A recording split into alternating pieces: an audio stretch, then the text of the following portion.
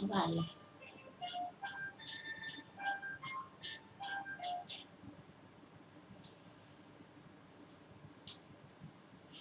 ก็นอบน้อมแด่พระผู้มีพระภาคเจ้าพระองค์นั้นซึ่งเป็นผู้ไกลจากกิเลสตรัสรู้ชอบได้โดยพระองค์เองประเด็นครับ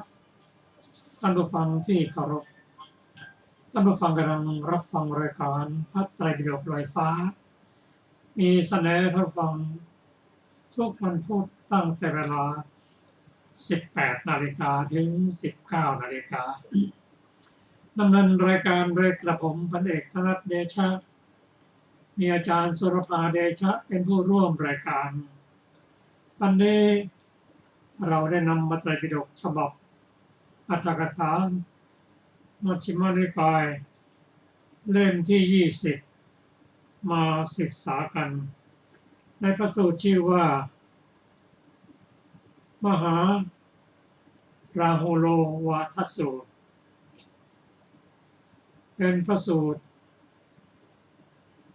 ที่พระองค์ทรงโอวาทแก่พระราหุลพระราหุลนั้นในขณะนั้นวชนอายุก็7 ขวบพระพุทธเจ้าว่าใด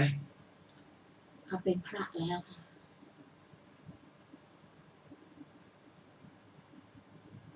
เป็นพระก็ไม่เข้าใจ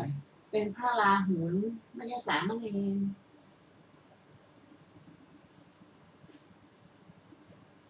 ต่อได้ไหมเป็นพระราหุลค่ะ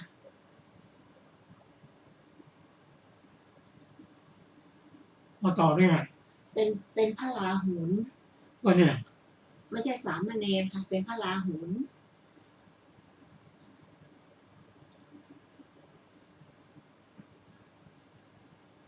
ต้องบอกดังๆเลย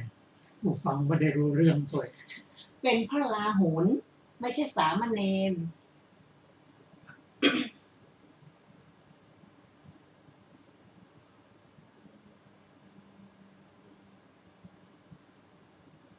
ท่านผู้ฟังที่เคารพก็กราบอภัยด้วยครับพระราหุลนั้นชนอายุ7 ขวบมีพุทธบิดาเป็นผู้สั่งสอนมีพระสารีบุตรเป็นพระอุปัชฌายะความเป็นผู้ที่มี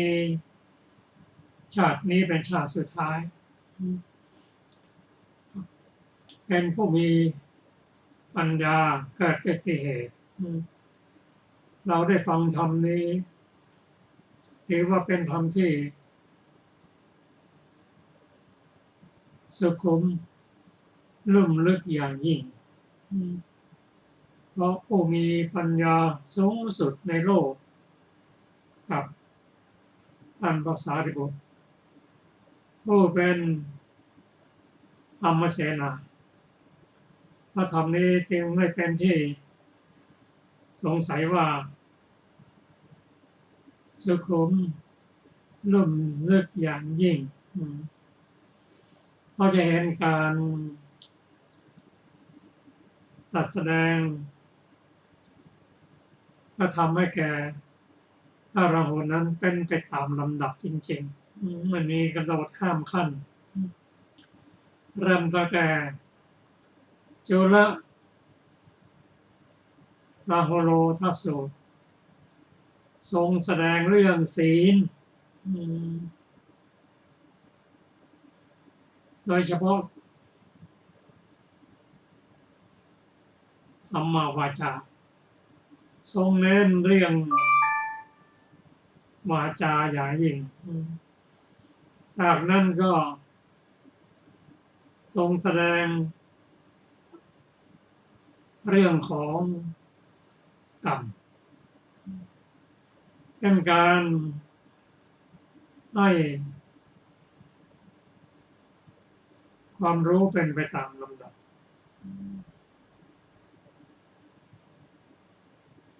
พระราหุลนั้นเป็นผู้ที่มีความรักในด้านการศึกษาอย่างยิ่งแต่ยังทรงพระเยาว์อยู่อาจจะมีความคิดความเห็นติดในรูปครั้งเมื่อพระองค์ไปบิณฑบาตท่านพระราหุลก็ตามหลังพระปิสดางไปบิณฑบาตด้วยแต่สายตาของท่านไม่เคยละ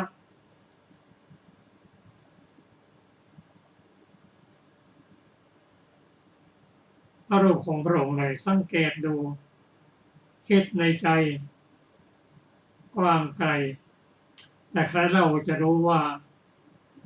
ท่านคิดอย่างไรแต่พระองค์ทรงทราบว่าท่านราหุลนั้นคิดว่าเป็นการที่สมศักดิ์อย่างยิ่งเป็นดูแล้วก็เหมาะสมอย่างยิ่งที่พระองค์มีรูปโฉมลักษณะที่ดีเยี่ยมท่านเป็นพระเจ้าออกบวชจากกษัตริย์ท่านก็ออกบวชจากกษัตริย์เหมือนกันดูกันแล้วก็ช่างเหมาะสมถ้าจะเปรียบไปก็เหมือนพญาช้างกับลูกช้างเดินตามกันไปเหมือนกับพระยาเสือโคร่งกับลูกเสือโคร่งเดินตามกันไปเนี่ยทุกอย่างว่าชาเหมาะสมจริงๆนั่นคือท่านยังติดในรูปอยู่พระองค์ทรงทราบว่าราชจิตความรองว่าราหุลรูปอย่างใดอย่างหนึ่ง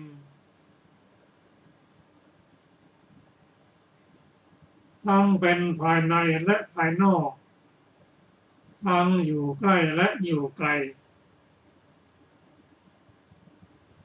ทั้งละเอียดสุขุมละเอียดทั้งหยาบรายละเอียดรูปเหล่านั้นมันไม่เที่ยงจงพิจารณาเห็นด้วยปัญญาอันชอบว่านั่นไม่ใช่ของเราเราไม่เป็นนั่นไม่ใช่เป็นตัวตนของเรา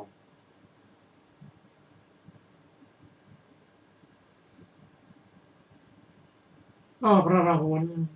ทรงทราบและตรัส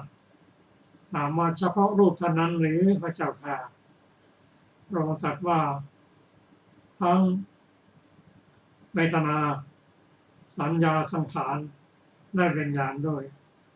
เธอจงเห็นพิจารณาเห็นชอบด้วยปัญญาอันยิ่งว่านั่นไม่ใช่ของเราเราไม่เป็นนั่นไม่ใช่เป็นตัวเราตัวตนของเราเป็นการปูความรู้ที่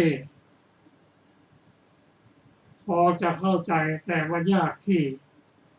จะยังรู้จริงด้วยปัญญาด้วยท่านพระราหุลนั้นทรงทราบหลังจากบิณฑบาตแล้วท่านยังติดใจ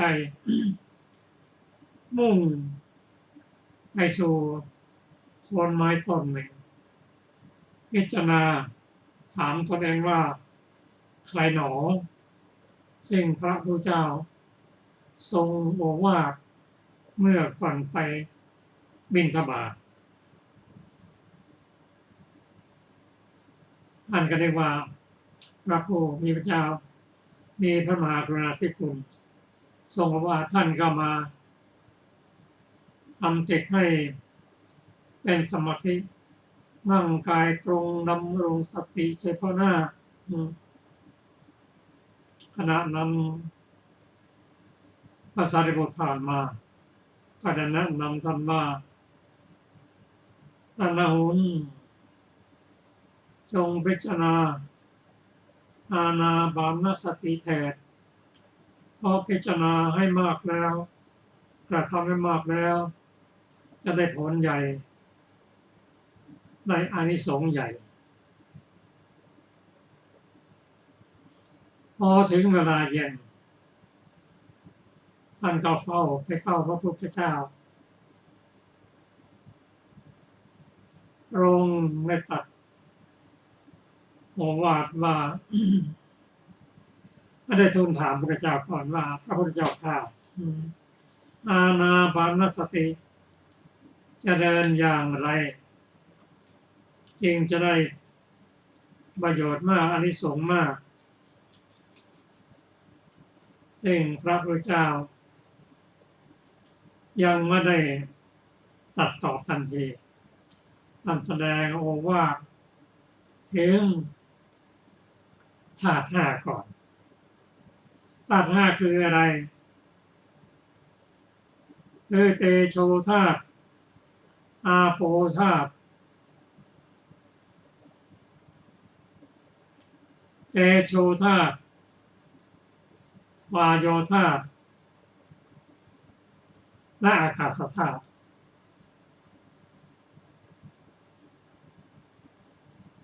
นั่นก็คือชีวิตร่างกายคือขันธ์ห้านั่นเอง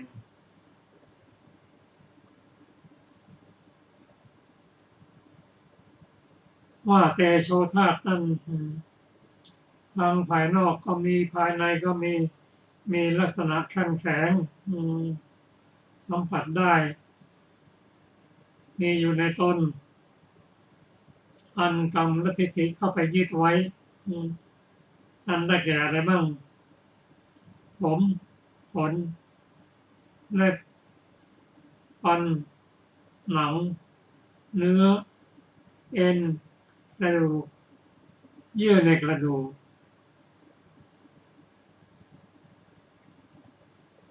หัวใจปอดตับพังผืด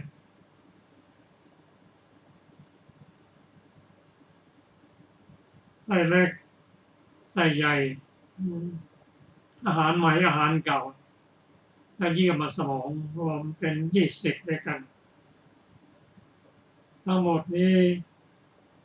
เธอพึงพิจารณาด้วยปัญญาชอบว่า นั่นไม่ใช่ของเราเราไม่เป็นนั่นไม่ใช่เป็นตัวตนของเราในทำนองเดียวกันอาบน้ำคืออาโปธาตุทั้งภายในก็มีภายนอกก็มีลักษณะอาบไหลเกาะกลุ่มอันได้แก่น้ำดีน้ำเสลดน้ำหนองน้ำเลือดได้แก่น้ำตามันข้นน้ำเหงื่อเปรี้ยวมันน้ำมูกน้ำลายน้ำมันไข่ข้อและน้ำมูกสิ่งเหล่านี้อาศัยตนอยู่มีกรรมและทิฏฐิเข้าไปยึดไว้สิ่งเหล่านี้ถ้าพิจารณาโดยชอบธรรมแล้วจะเห็นว่านั่นไม่ใช่ของเราไม่เป็นนั่นไม่ใช่ตัวตนของเรานั่นทำนองเดียวกันธาตุไฟและธาตุลมก็ไม่ควรไปยึดถือหลังจากนั้นพระองค์ได้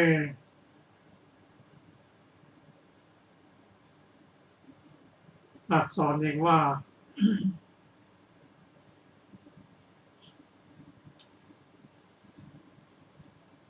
จงพิจารณาธาตุทั้งห้า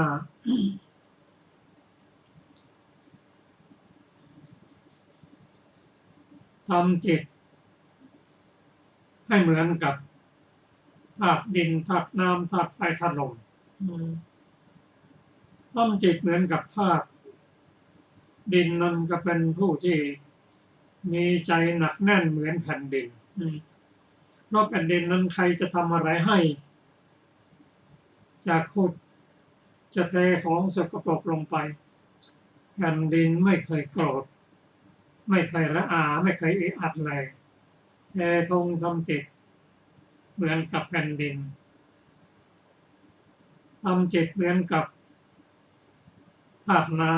ำอาจจะเทสิ่งของสกปรกไปธาตุน้ำไม่เคยอึดอัดไม่เคยโกรธเลยทำจิตได้อย่างนี้ตัดไฟธาตุลมก็เช่นเดียวกัน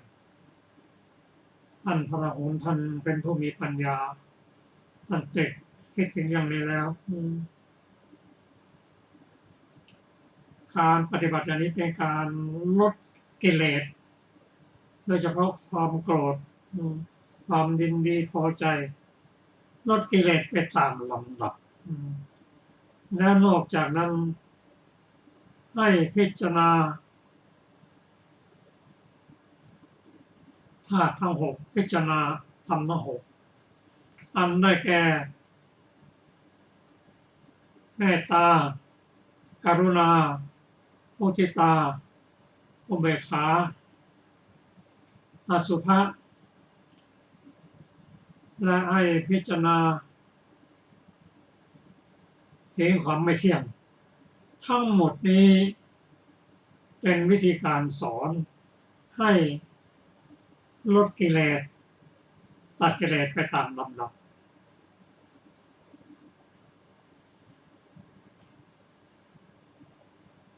ท่านพิจารณาอย่างนี้ด้วยปัญญาอันยิ่งท่านก็กิเลสของท่านก็หมอบบางลงบางอย่างก็ตัดขาดลงเช่นสักกายทิฏฐิศีลพรตความลังเลสงสัยกิเลสลดลงปฏิฆะและการมาราคะก็ลดลง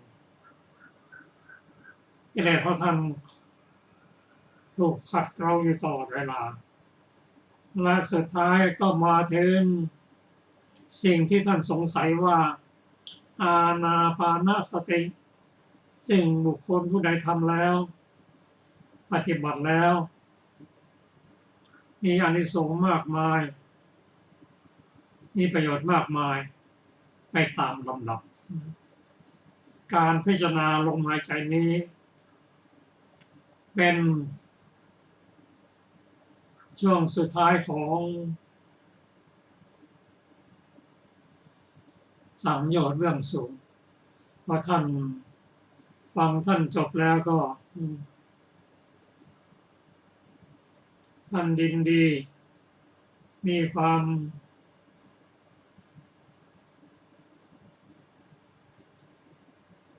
เข้าใจในคำสอนของพระองค์ส่วนรายละเอียดของพระสูตรส่วนนี้ยังมีอยู่2 ตอนคือส่วนหนึ่งเป็นอรรถกถาและต่อมาก็จะเป็นการพิจารณาลมหายใจก็ขอเชิญอาจารย์สุรภาค่ะ สวัสดีค่ะท่านผู้ฟังที่เคารพทุกท่าน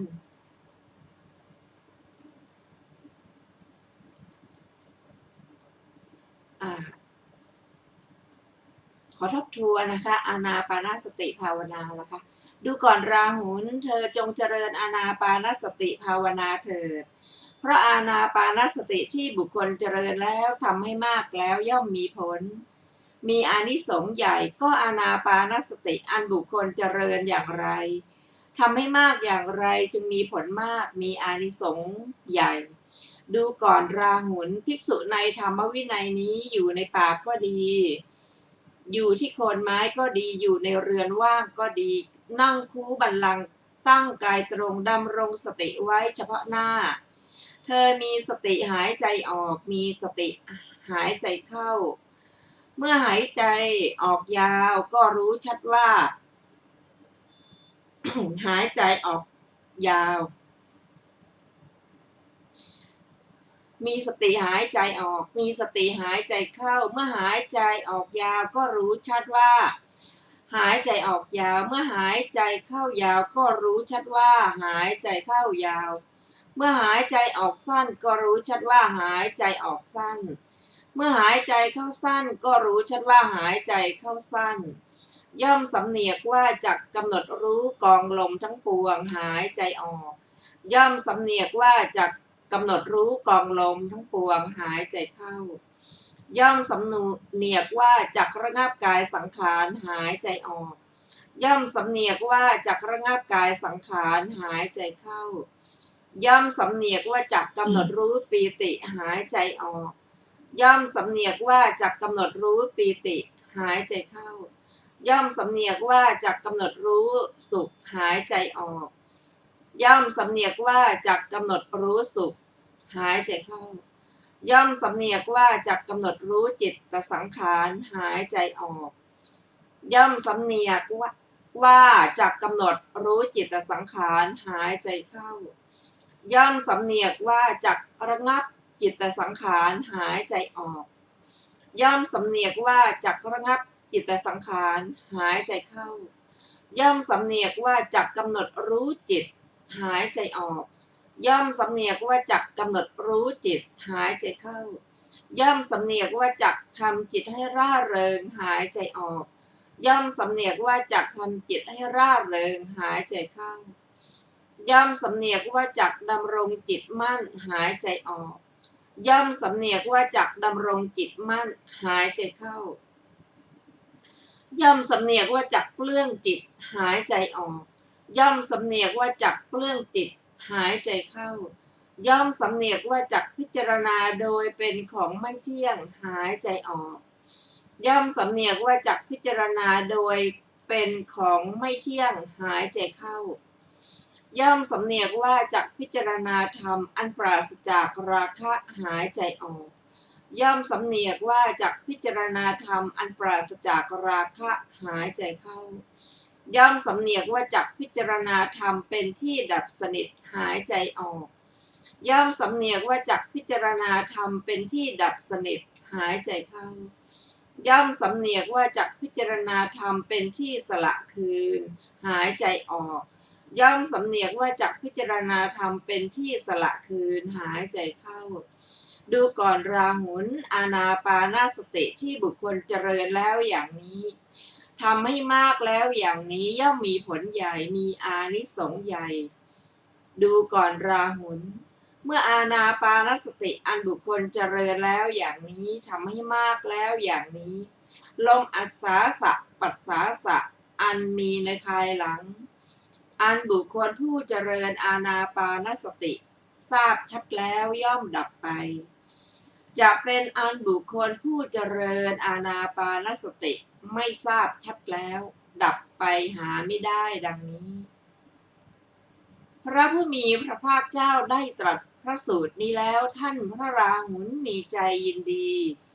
ชื่นชมพระภาสิทธิ์ของพระผู้มีพระภาคเจ้าดังนี้แลจบมหาราหุโลวาทสูตรที่2ต่อไปเราจะได้ศึกษาในอรรถกถาของมหาราหุโลวาทสูตรมหาราหุโลวาทสูตรมีบทเริ่มต้นว่าเอวัมเมสุตตังข้าพเจ้าได้สดับมาอย่างนี้ในบทเหล่านั้นบทว่าปิตติโตปิตติโตอนุพันธิพระราหุลได้ตามพระผู้มีพระภาคเจ้าไปณเบื้องพระปริศดางความว่าพระราหุลไม่ละสายตาตามไปเบื้องพระปริศดางไม่ขาดระยะด้วยการตามไปทุกอิริยาบถครั้งนั้นพระผู้มีพระภาคเจ้าทรงย่างพระบาทไปข้างหน้าด้วยความงดงามพระราหุลเถระเดินตามเสด็จพระทศพลไปณที่นั้นพระผู้มีพระภาคเจ้าเสด็จไปท่ามกลางป่าไม้สาระมีดอกบานสะพรั่งทรงรุ่งเรืองดุจช้างตัวประเสริฐตกมันออกไปเพื่ออย่างลงสู่สมรภูมิพระราหุลพัทธะรุ่งเรืองดุจลูกช้างตามไปข้างหลังช้างตัวประเสริฐ พระผู้มีพระภาคเจ้าทรงรุ่งเรืองดุจไกรสอนสีหราชออกจากถ้ำแก้วไปแสวงหาอาหารในเวลาเย็นพระราหุลพัทธรุ่งเรืองดุจลูกสีหะออกติดตามสีหมฤคราชพระผู้มีพระภาคเจ้าดุจพญาเสือโคร่งมีกำลังที่เขี้ยวออกจากไพรสนมณีบรรพตอันมีสง่า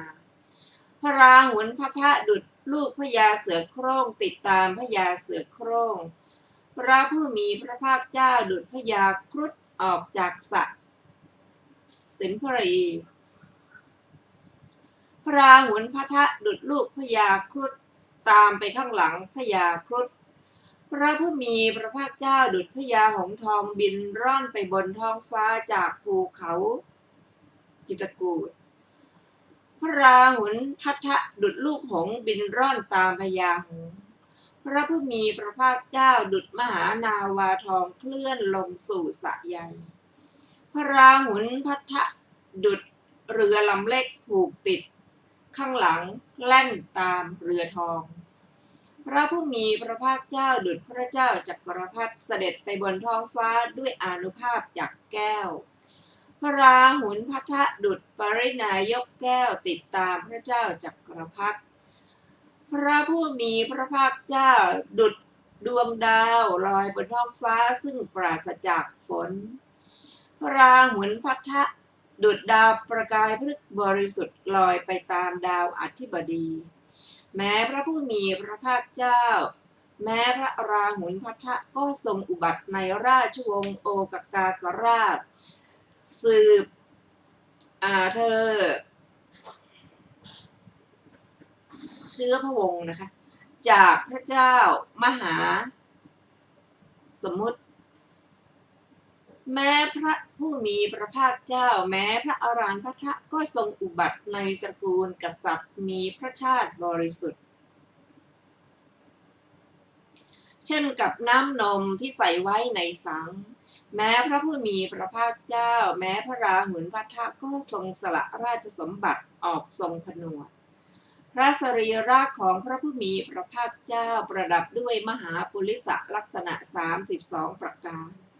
แม้ของพระราหุลพัทธก็เป็นที่น่ารักอย่างยิ่งดุจซุ้มประตูแก้วอันตั้งขึ้นในเทพนครและดุจดอกไม้สวรรค์บานแผ่ไปในที่ทั้งปวงด้วยประการฉนี้แม้ทั้งสองพระองค์สมบูรณ์ด้วยอภินิหารเป็นราชบรรพชิตเป็นกษัตริย์สุขุมารชาติมีพระชวีดุจทองคำสมบูรณ์ด้วยลักษณะเสด็จดำเนินไปทางเดียวกันรุ่งเรืองดุจครอบงำสิริแห่งสิริของจันทมณฑลทั้งสองสุริยมณฑลทั้งสองเท้าสักกะเท้าสุยามะเท้าสันตุสิตะปะระนิมมิตะวสวัตตีและมหาพรหมเป็นต้นทั้งสองซึ่งไปตามลำดับในขณะนั้นท่านพระราหุลเสด็จไปณเบื้องพระปริศดางของพระผู้มีพระภาคเจ้าทรงแลดูพระตถาคตตั้งแต่พื้นพระบาทจนถึงปลายพระเกศาท่านพระราหุลนั้นทอดพระเนตรเห็นความงดงามของเพศพระพุทธเจ้าของพระผู้มีพระภาคเจ้าจึงดำริว่าพระผู้มีพระภาคเจ้าทรงมีพระสรีระวิจิตรด้วยมหาปุริสลักษณะ32ประการงดงามได้เป็นดุจเสด็จไปท่ามกลางผงทองคำอันกระจัดกระจายเพราะแวดล้อมด้วยพระรัศมีวาหนึ่งดุจกนกบรรพตอันแวดล้อมด้วยสายฟ้าดุจทองคำมีค่าวิจิตรด้วยรัตนะอันฉุดคร่าด้วยยนต์แม้ทรงห่มคลุมด้วยผ้าบางสกุลจีวรสีแดงก็ทรงงามดุจภูเขาทองอันปกคลุมด้วยผ้ากำพลแดงดุจทองคำมีค่าประดับด้วยสายแก้วประพานดุจเจดีย์ทองคำที่เขาบูชาด้วยผงชาติดุจเสาทองฉาบด้วยน้ำคร่างดุจดวงจันทร์วันเพ็ญโผล่ขึ้นในขณะนั้นไปในระหว่างฝนสีแดงสิริสมบัติของอัตภาพที่ได้เตรียมไว้ด้วยอานุภาพแห่งสมติงสบารมี จากนั้นพระราหุลเถระก็ตรวจดูตนบ้างทรงดำริว่าแม้เราก็งามหากพระผู้มีพระภาคเจ้าได้ทรงครองความเป็นพระเจ้าจักรพรรดิในมหาทวีปทั้งสี่ได้ทรงประทานตำแหน่งปรินายกแก่เราเมื่อเป็นฉะนั้นภาคพื้นชมพูทวีปจักงามยิ่งนักจึงเกิดฉันทราคะอันอาศัยเรือนเพราะอาศัยอัตภาพแม้พระผู้มีพระภาคเจ้าเสด็จดำเนินไปเบื้องหน้าก็ทรงดำริว่าบัดนี้ราหุลมีร่างกายสมบูรณ์ด้วยผิวเนื้อและโลหิตแล้วเป็นเวลาที่จิตฟุ้งซ่านไปในรูปารมณ์เป็นต้นอันน่ากำหนัดราหุลยังการให้ล่วงไปเพราะเป็นผู้มักมากหรือหนอครั้นแล้วพร้อมกับทรงคำนึงได้ทรงเห็นจิตตุปบาทของราหุลนั้นดูดเห็นปลาในน้ำใสและดูดเห็นเงาหน้าในพื้นกระจกอันบริสุทธิ์ก็ครั้นทรงเห็นแล้วได้ทรงทำพระอัธยาศัยว่าราหุลนี้เป็นโอรสของเราเดินตามหลังเรามาเกิดฉันทราคะอันอาศัยเรือนเพราะอาศัยอัตภาพว่าเรางามผิวพรรณของเราผ่องใสราหุลลั่นไปในที่มิใช่หน้าดำเนินไปนอกทางเที่ยวไปในโคจรไปยังทิศที่ไม่ควรไปดุจคนเดินทางหลงทิศอันหนึ่งกิเลสของราหุลนี้เติบโตขึ้นในภายในย่อมไม่เห็นแม้ประโยชน์ตนแม้ประโยชน์ผู้อื่นแม้ประโยชน์ทั้งสองตามความเป็นจริงจากนั้นจักถือปฏิสนธิในนรกบ้างในกำเนิดเดียรัจฉานบ้างในปิติวิสัยบ้างในคันมารดาอันคับแคบบ้างเพราะเหตุนั้นจักตกไปในสังสารวัฏอันไม่รู้เบื้องต้นที่สุดเพราะความโลภนี้ยังความพินาศให้เกิดความโลภยังจิตให้กำเริบภัยเกิดแต่ภายในชนย่อมไม่รู้สึกถึงภัยนั้นคนโลภย่อมไม่รู้อัตถ์คนโลภย่อมไม่เห็นธรรมความมืดตื้อย่อมมีในการที่ความโลภครอบงำคน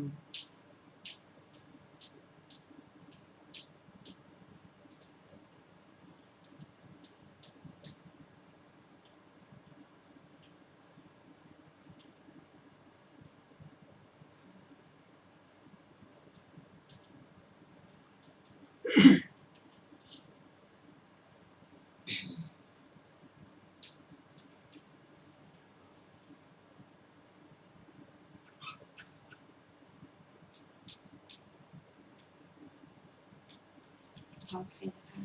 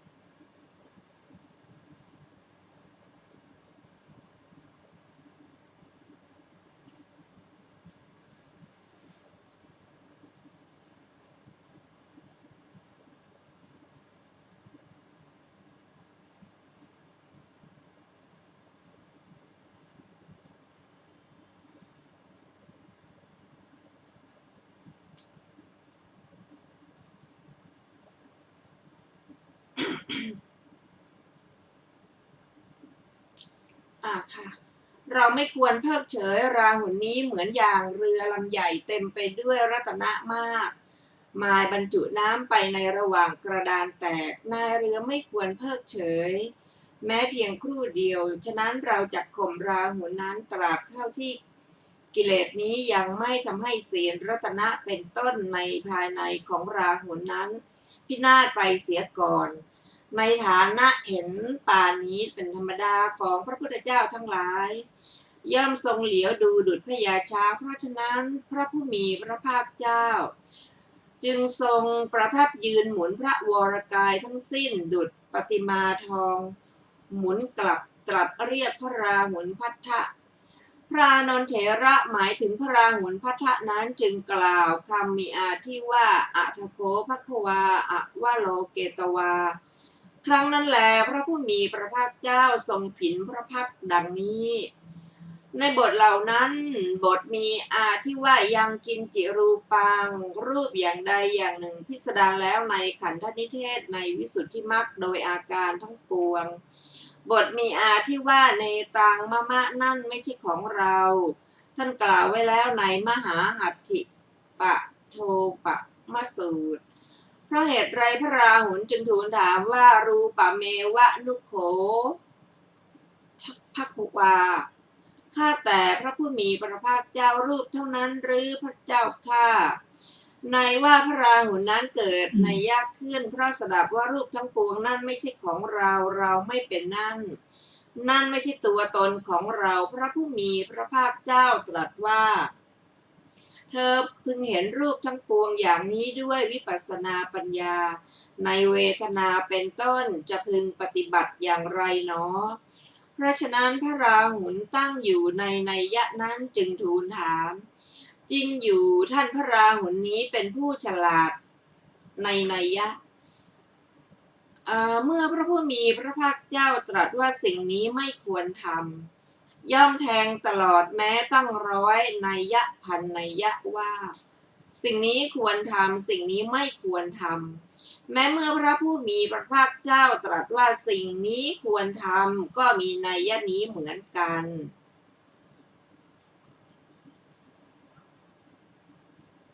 จริงอยู่ท่านพระราหุลนี้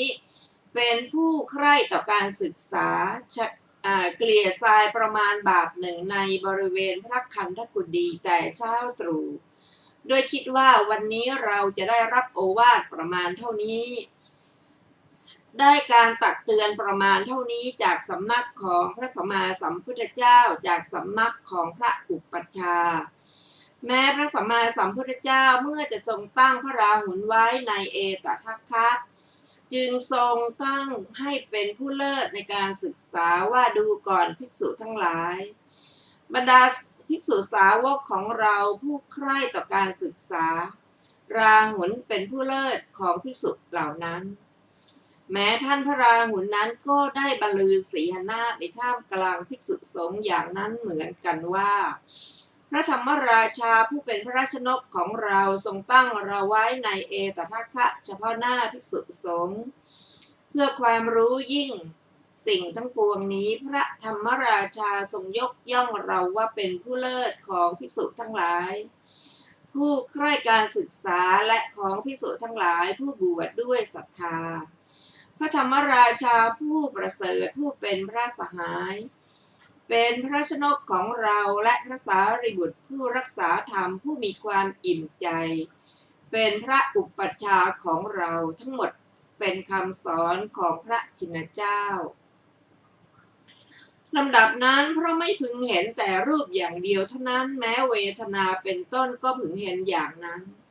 ฉะนั้นพระผู้มีพระภาคเจ้าจึงตรัสแก่พระราหุลว่ารูปังปิราหุลเป็นต้นเป็นอาทิบทว่าโกนุชะตัดบทเป็นโกนุอัชชะวันนี้ใครหนอนัยยะว่าพระเถระได้มีปริวิตกว่าพระสัมมาสัมพุทธเจ้าของเรามิได้ตรัสคาถาโดยปริยายว่าชื่อว่าสมณะพึงรู้ฉันทราคะอาศัยอัตภาพแล้วไม่พึงตรึกถึงวิตกเห็นปานนี้มิได้ทรงทูตไปว่าดูก่อนภิกษุเธอจงไปจงบอกราหุลว่าท่านอย่าตรึกถึงวิตกเห็นปานนี้อีกเลยตั้งเราไว้เฉพาะหน้าแล้วทรงประทานสุขโตว่าเฉพาะหน้าดุจจับโจรพร้อมด้วยพันธะที่จุกชื่อว่าสุขโตวาทะ หาได้ยากโดยอสงไขยกับ ใครหนอเป็นผู้มีชาติแห่งบัณฑิต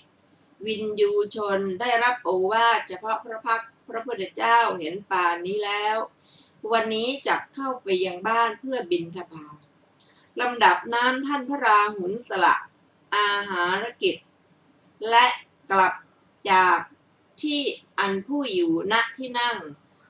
ได้รับโอวาทแล้วนั่งณโคนต้นไม้ต้นหนึ่ง พระผู้มีพระภาคเจ้าแม้ทรงเห็นท่านพระราหุลกลับก็มิได้ตรัสอย่างนี้ว่า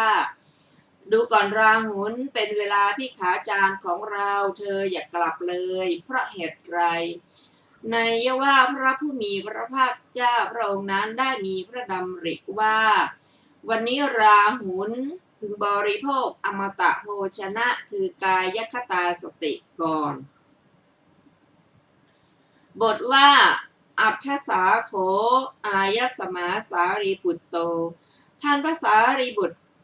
ได้เห็นแล้วแลคือเมื่อพระผู้มีพระภาคเจ้า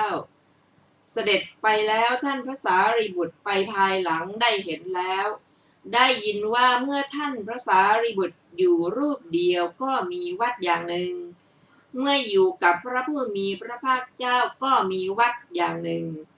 ในการใดพระอัครสาวกทั้งสองอยู่ตามลำพังในการนั้นทั้งสองกว่าเสนาสนะแต่เช้าตรู่ชำระร่างกายนั่งเข้าสมาบัติแล้วไปภิกษาจารตามความชอบใจของตนอันหนึ่งพระเถระทั้งสองเมื่ออยู่กับพระผู้มีพระภาคเจ้ามิได้ทำอย่างนั้น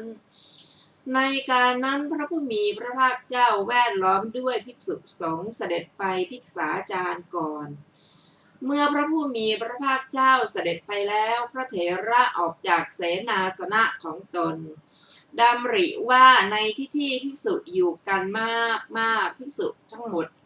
สามารถจะทำให้เลื่อมใสหรือไม่สามารถจึงไปในที่นั้นๆแล้วกว่าที่ยังมิได้กว่าหากว่าอยากเยื่อยังไม่ได้ทิ้งก็เอาทิ้งเสียเมื่อยังไม่มีหม้อน้ำดื่มในที่ควรตั้งน้ำดื่มไว้ก็ตั้งหม้อน้ำดื่มไว้ไปเยี่ยมภิกษุไข้แล้วถามว่าอาวุโสผมจะนำอะไรมาถวายท่านต้องการอะไรไปหาภิกษุหนุ่มที่ยังไม่ได้พรรษาแล้วสอนว่าอาวุโสทั้งหลายขอท่านจงยินดียิ่งเถิดจงอย่าเบื่อหน่ายพระพุทธศาสนาอันมีสาระในการปฏิบัติเลยท่านทำอย่างนี้แล้วก็ไปภิกษาจารภายหลังภิกษุทั้งหมดเหมือนอย่างว่าพระเจ้าจักรพรรดิมีพระประสงค์จะเสด็จไปณที่ไหน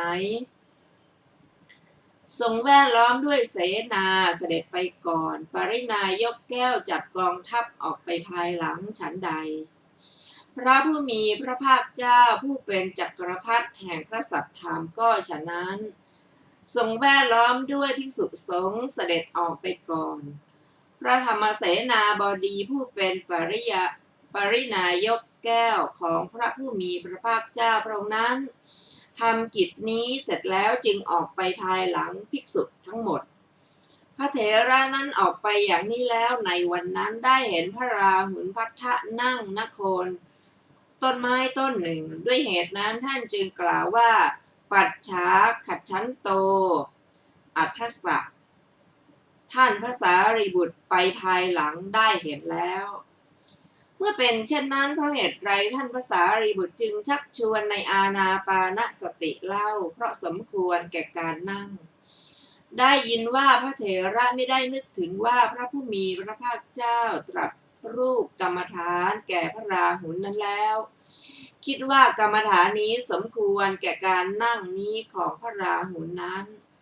โดยอาการที่พระราหุลนี้นั่งติดอยู่กับอาสนะอันไหวติงจึงขออภัยอันไม่ไหวติงจึงกล่าวอย่างนี้ในบทเหล่านั้นบทว่าอานาปานสติงท่านพระสารีบุตรแสดงว่าท่านจงกำหนดลมหายใจเข้าลมหายใจออกแล้วยังฌานหมวด4หมวด5ให้เกิดในอานาปานสตินั้น แล้วเจริญวิปัสสนาถือเอาพระอรหันต์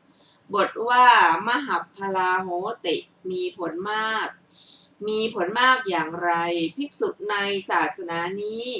ขวนขวายอานาปานสติ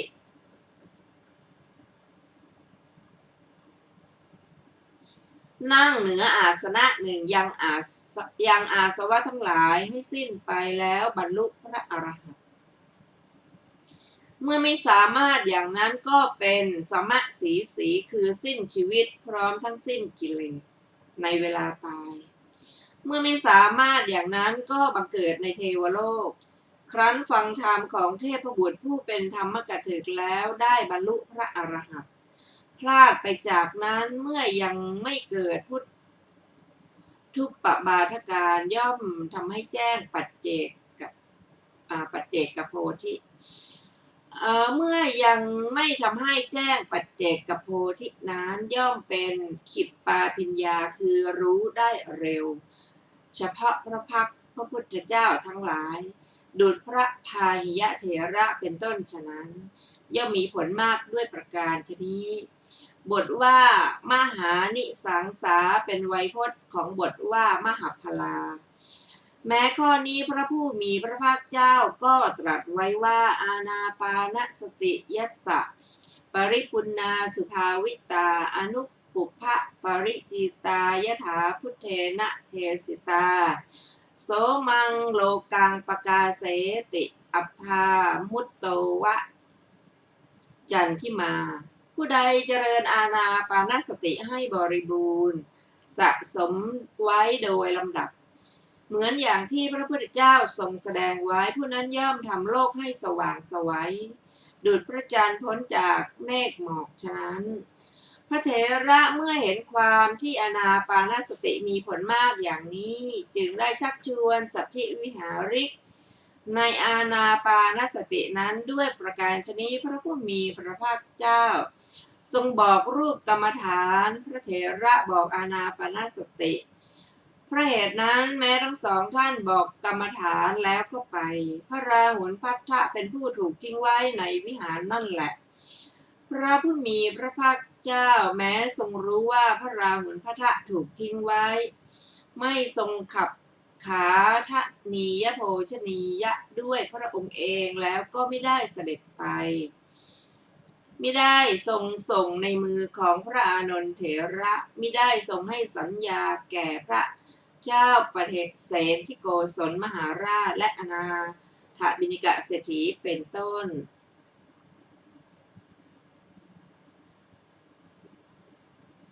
เพราะชนเหล่านั้นได้เพียงสัญญาก็จะพึงนำของ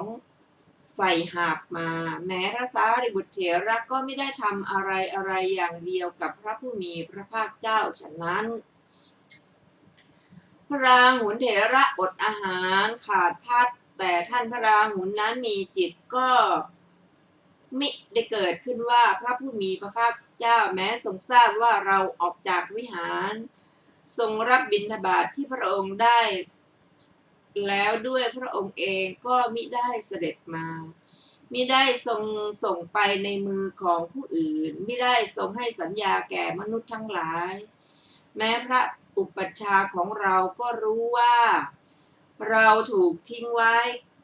ก็ไม่ได้ทำอะไรอย่างนั้นเลยความเย่อหยิ่งหรือความดูหมิ่นเพราะการทำนั้นเป็นปัจจัยจักมีแต่ไหนอันหนึ่งพระราหุลมนสิการเป็นลำดับถึงกรรมฐานที่พระผู้มีพระภาคเจ้าทรงบอกแม้ก่อนพัดแม้ภายหลังพัดว่ารูปไม่เที่ยงอย่างนี้เป็นทุกข์แม้อย่างนี้เป็นอสุภะแม้อย่างนี้เป็นอนัตตาแม้อย่างนี้ดุจผู้ปรารถนาอยากได้ไฟในเวลาเย็นจึงคิดว่าพระอุปัชฌาย์บอกเราว่าท่านจงเจริญอานาปานสติเราจักเชื่อท่านเพราะผู้ไม่เชื่ออาจารย์และพระอุปัชฌาย์ชื่อว่าเป็นผู้ว่ายากเพราะเหตุนั้นชื่อว่าความบีบคั้นอันหยาบคายว่าพระการเกิดขึ้นแห่งการติเตียนว่า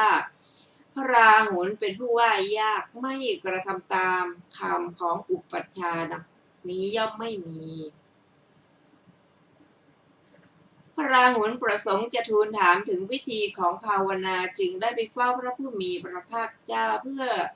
แสดงความนั้นพระอานนท์เถระจึงกล่าวบทมีอาที่ว่าอาทโคอายสมาราหุโลดังนี้ในบทเหล่านั้นบทว่าปฏิสันลานาคือจากที่เร้นคือจากความเป็นผู้เดียวคำว่ายังกินจิราหุลละความว่าเพราะเหตุไรพระราหุลทูลถามถึงอานาปานสติพระผู้มีพระภาคเจ้าจึงตรัสรูปกรรมฐานเล่าตอบว่าเพื่อละฉันทราคะในรูปในว่าพระผู้มีพระภาคเจ้าได้ทรงมีพระดำริว่าฉันทราคะเกิดขึ้นแก่พระราหุลพระอาศัยอัตภาพแม้ในหนหลังพระองค์ก็ได้ตรัสรู้รูปกรรมฐานไว้โดยย่อแก่พระราหุลนั้นบัดนี้เราจักจำแนกไม่ปรุงแต่งอัตภาพโดยอาการ40แล้วยังฉันทราคะอาศัยอัตภาพนั้นอันยังไม่เกิดเป็นธรรมดาให้เกิดแก่ราหุลนั้นเมื่อเป็นเช่นนั้นเพราะเหตุไรจึงทำอากาศธาตุให้พิสดารเล่าเพื่อแสดงอุปาทารูปเพราะท่านกล่าวถึงมหาภูตรูป4ไว้แล้วในหนหลังไม่ได้กล่าวถึงอุปาทายรูปฉะนั้นเพื่อทรงแสดงอุปทายรูปนั้นโดยมุขนี้จึงยังอากาศธาตุให้พิสดารอีกอย่างหนึ่งแม้ปริจฉินรูปที่กำหนดไว้ก็มาปรากฏด้วยอากาศภายในท่านผู้ฟังที่เคารพเข้าวันนี้รายการพระไตรปิฎกลอยฟ้าก็ได้หมดเวลาลงแล้วขอบพระคุณทุกท่านที่ได้ร่วมศึกษาด้วยกันเราจะมาพบกันใหม่ในวันพุธหน้าเวลาเดียวกันนี้ขอมีความสุขสวัสดีเจริญในธรรมยิ่งวันนี้สวัสดีค่ะ